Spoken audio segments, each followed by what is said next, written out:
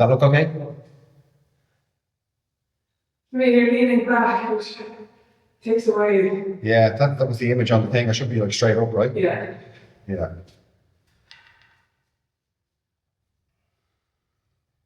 And more. So, you could move that much. Yeah. You can, do you know what happens if it's for the sure? You can use that as a leg. As a hold. As a hold. Right. Have a look at that there, Brett. Alright, you know what you can do? You actually move the box back. Yeah. And hold on to the bar. Yeah. Cool.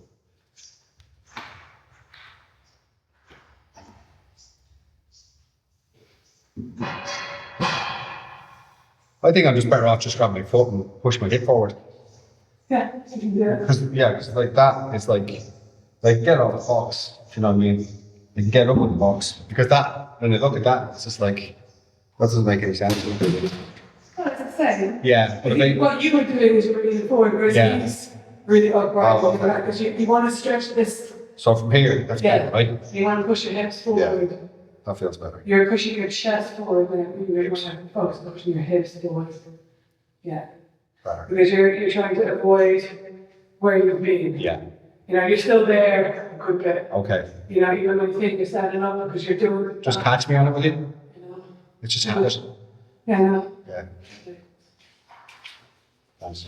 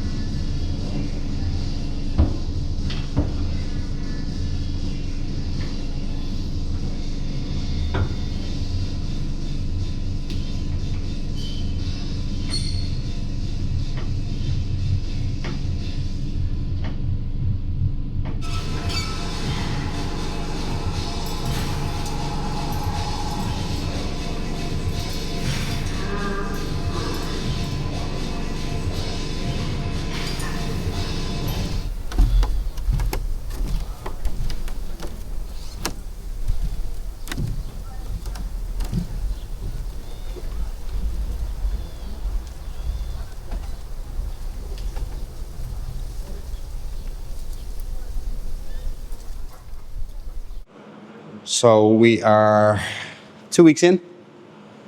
So the operation was Friday, 2 weeks, today is Sunday. So we're into week 3. Sunday, the 1st of June, summer's officially here. Everything's been going phenomenal. Every day is a little bit better. More range of motion. The hips are starting to get out with the swelling. I don't feel as restricted. It feels like you're in a restricted girdle, I suppose, because the swelling. Today I'm going to do 30 minutes on the Wattbike at 80 watts. Level 1. I'm not clipped in, so I'm not still concerned about, you know, twisting the heel to get me out of the shoes. So 6 weeks I just got to be careful, as in don't cross my legs, don't bring the knee over 90, and just do my exercises every day. So basically it's been here and the key trainer in Andre's gym. He's got an elliptical, so I do 10 minutes on the elliptical, and then I do all leg stuff like leg curls, leg extensions. He's got a great hybrid machine that it does your abductors, but it also goes back on the glute as well. And then I just use some cables for chest and stuff like that, just for auxiliaries. And then here in our gym, got the Wattbike, so I can see how the pedal ratio is and see what the watts are. And today I'm using the pulse meter just to kind of take that data as well. I'll do this. I'll do glute bridges. I'll do from the feet up and from the back down. I'll do some hamstring curls. I'll do some box squats. Might add in some lunges today. And then I'm going to start, my new thing is start putting me onto some foot strengthening exercises. I've 2 toes on the right hand side. I hit them with a Kango hammer years ago. They were never the same afterwards. They're a little bit floppy, so trying to get some foot strength. And I'm completely going to really look at the biomechanically.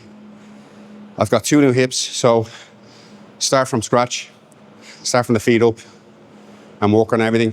And I'm really, really enjoying the fact that I've no pain. I'm really, really enjoying the fact that it's kind of like having trained for so long that I'm so enthusiastic, like the first day beginner, but I've got all this knowledge of what to do, which is great. So I'm going to do half an hour on this. 80 watts is kind of 75 revs a minute. And before that was 70 watts at 20. Before that was 60, 50, you know. So it's not anyway stressful. Heart rate's 120. And that's the other thing. So my cardiovascular stuff will be pretty low because I haven't done anything since 5 months, not even taking a step. So even if you haven't done it, you're still walking around. I haven't been able to walk. So my resting heart rate's like 70. You know, it's kind of should be in the 50s or 40s. So yeah, it's good. So we'll first 6 weeks, all this. I'm just gonna continue what I'm doing, eat clean. Then after 6 weeks, I can start reintroducing more movements. I feel I'm more stable standing up as well. And then the walking's getting better. I reckon I'm gonna be longer on the crutches. They say 2 weeks, 2-3 weeks. I reckon 3 weeks for me because of some muscle wastage from not walking. I'm gonna progress to hiking sticks. I think that's a good way to go. So instead of, don't go to 1, especially if you're bilateral. If you had the 2 done, there's no point going to 1 cane. So I think, I tried them yesterday, but it's too much. Whereas here, I'm much more stable. Here it's a little bit looser. If you've had 1 hip done, obviously the cane, I'm going to progress onto this so I won't look so much of a capper. Won't get priority in the supermarket anymore. But otherwise, yeah, we'll push on. It's great.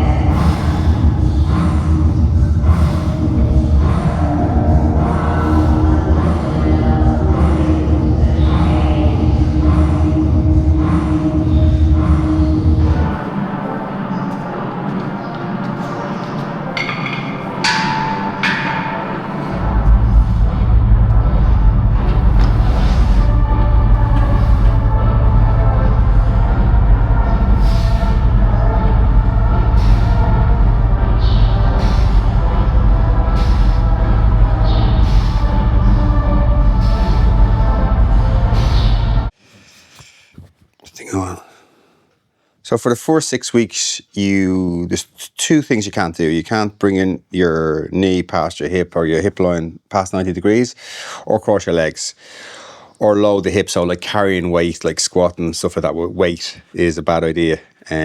Because for the first 6 weeks, you have a slight risk of dislocation of the prosthesis, which you don't want. Now, so how are you going to put your socks on? Because you can't bend forward. So a couple of things. They don't give you one of these in the hospital, which is a little clamper. My mother got this in Ireland when she was there, but you just don't get one. So you need to bring one of these with you, because for the first 4 days you're in the hospital and everyone's helping you. But after 4 days, you're in a hotel. And if you're on your own, you're going to struggle. And the other thing you need is a shoehorn. The longer the better. Two ways of doing the socks. You can have a long sock, but if you can get the short socks, you don't have to go as far. And also get a bigger one, because your feet are going to be swollen, which I didn't account for either. Your hips are going to be swollen, so you're going to need bigger underwear, and your feet are going to be swollen. So you can get like a bigger sock that's not so tight. And then what I do is put the shoehorn in on one side, and then put the little toothy thing on the other side. Now you can also get your beautiful assistant like Star to help you, but you don't want to use up all your brownie points at the start of the day, do you? So look, so just get your foot in, like so. Peel on a little bit, get to there, then I go the other one. We can get that back out. That was actually quite good. Doing well, here we are. Getting better at it. And yeah, same thing. The side to the sides is what you want to do. Make sure the loopy side is here. Same thing, get the other foot in. Expand it as much as you can. Get it in as far as you can. And then the next bit,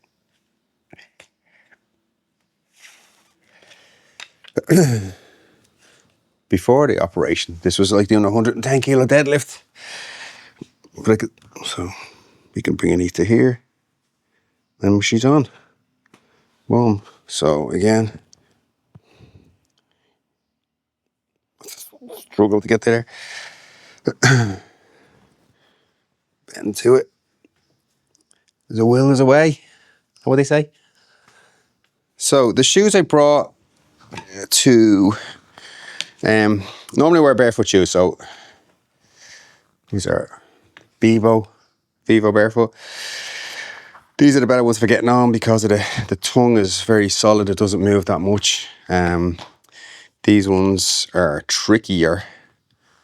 These are zero, but you've got a tongue that will move in.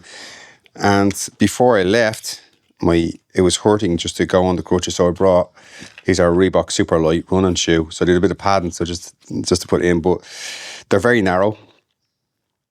Plus, my feet were a lot swollen after the operation. It was very hard to get them on. Plus, when I did get them on, the tongue would go in. So, and I'd just be left in this kind of uncomfortable position. So today we're going to use the Vivo. Same thing. Just make sure that when you put your foot in, that you have the tongue caught, so you can just get that in, so it doesn't shove in. Boom.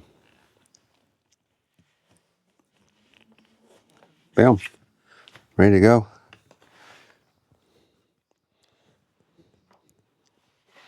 And that only took 10 minutes. And that's it. Get one of these and get one of these. Boom, ready to go. Nearly 3 weeks in, and this is the goodie bag you get when you leave the hospital. Wipes, paracetamol. These are 1,000 milligrams. You take 2 or 3 a day. I've been taking 2. 600 milligrams of ibuprofen twice a day. The ibuprofen is to stop bone spurs. So when they've buffed off all the bone, you have a tendency to get bone spurs. Same if you cut a plant, it tends to regrow. So you just got to take that for, I have another few days left on that. tramadol nights. Didn't touch them. Won't be touching them. I think Dave used to take them in Thailand. He used to drive away from the sun, take a couple of tramadol, drive towards the sun. That's not for me. And these bad boys, these are Clanax. They're pre-filled syringes. And I got to take one of them every day. I've got 5 left. So these are to stop blood clotting. There's a couple of things I got to be aware of now. So we're nearly 3 weeks in. And the first few weeks, you're never going to get back. So you got to be like, not too lazy, but not do too much. So this is a subcutaneous shot that you take every morning. They're a nice little syringe actually. And I don't want to, probably about 0.5 ml in it. And it stops the blood from clotting, which you don't do. So you just go under the skin. And lucky enough, I have a lot of practice with sub-Q with peptides. And I'm going to go back on peptides again. So I'm going to go on BPC 157, TB 500, and copper peptide to start for the recovery. There's also, I'm probably going to do a course of Nandrolone. It's a steroid. But if you're ever going to do Nandrolone, this is the time to do it. If you're recovering from major surgery. But I'm waiting on a estrogen blocker. So I'm probably only doing a small dose, maybe like 100 milligrams for 8 weeks to help with the recovery. And obviously get jacked at the same time. It's part of the fucking thing. So my gym is going really good. So I spend... I fluctuate between here in Shinobi and up to Andre's gym in up by Intermarché, and I'll walk from here up the last couple of days. Yesterday I started walking with poles just around the gym, but I decided to go to the supermarket, but it was too far. So another couple of days on the crutches and I'll progress on. So I walk up to Andre's now, which is 1.5 kilometers, a 30-minute walk with the crutches. And then I do lower body stuff, so leg curls, all with no weight, leg extensions I do with 40 kilos. It has a great hybrid machine where it's kind of like abductors and glutes machine. I did some glute kickbacks yesterday, seated squats, and then I move on and do some upper body stuff. He's got some machines there, so I do pec deck, rear head delts, biceps, cables, so just normal bodybuilding stuff that you can do. There's no load on the hips, so we're good. Taught a class last night and I felt that I could demonstrate a little bit more. Every day is a little bit better. So I'm doing a podcast today with Paul. I've done before. He's a good guy. He's a physio. I'm just only going to talk about this whole process because there's enough in that.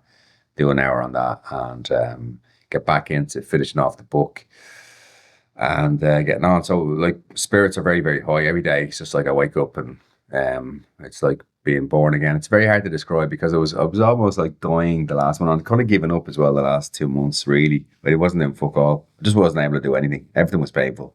If I went and did some exercises, it would be more painful.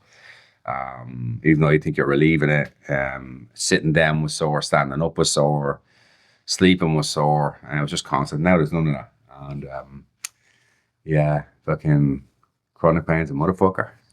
But now we're past it, and 3 more weeks and get past the initial risk of dislocation, which is low anyway. But you just like say you can't get the 6 weeks back. So we'll push on. So gonna have some breakfast, down the gym, do my workout, and then do a little bit of work. Lesson. And I suppose you have to look at these things that sometimes you're given a cross to carry and accept it, for what it actually is rather than what you think it is, and feeling sorry for yourself, because a bit of that as well, like why is it happening to me? Why is it? I'd see someone who was fat and out of shape and they're walking along or jogging, saying, why aren't they like me? Why is it me? And then say, well, stop talking about yourself all the fucking time. It's just you. That's just your cross. They have other shit to carry, so